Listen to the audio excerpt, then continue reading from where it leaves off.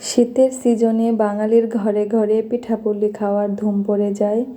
বিভিন্ন অঞ্চলের মানুষ ভিন্ন ভিন্ন স্বাদের পিঠা তৈরি করে।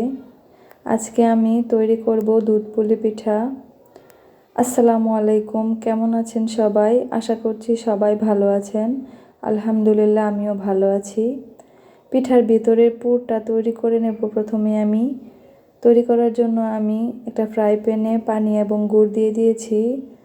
যখন এখানে বলক চলে আসবে তখন এখানে দিয়ে দিব কোরানো নারকেল। তার আগে আমি এলাচগুলো থেতো করে দিয়ে দিয়েছি। এটাকে একটু সুন্দর করে নেড়ে চেড়ে মিশিয়ে নেব। একটু সময় ভেজে নেওয়ার পর এখানে দিয়ে দিব একটু সামান্য লবণ। তারপর দিয়ে দিব 2 চামচ গুঁড়া দুধ।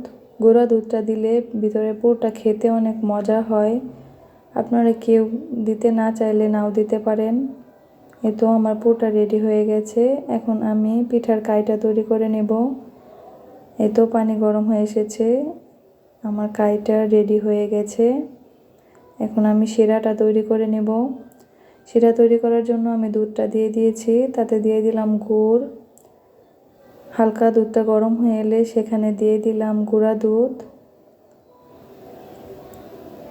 তারপর দিয়ে দিলাম কোরানো নারকেল। গুড় এবং দুধটা একসাথে দেওয়ার চেষ্টা করবেন। দুধ গরম হয়ে গেলে গুড় দিলে ছানা কেটে যাওয়ার চান্স থাকতে পারে। তো আমি এখন পিঠাগুলো তৈরি করে নিচ্ছি। ভিডিওতে দেখানো প্রসেসে আপনারা পিঠাগুলো তৈরি করে নেবেন। এভাবে আমি একটু নকশা করার ট্রাই করছি। আপনারা চাইলে সহজভাবেও তৈরি করে নিতে পারেন, একটু চেপে চেপে।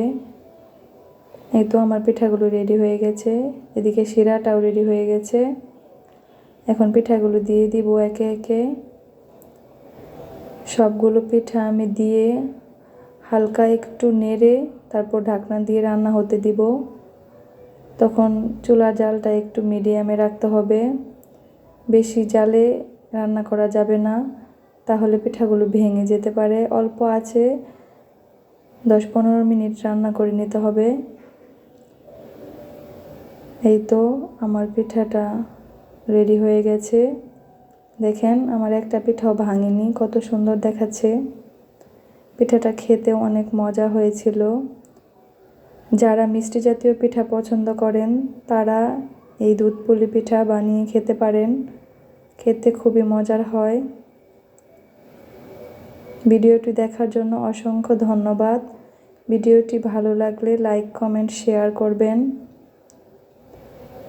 ভালো থাকবেন। আল্লাহ হাফেজ।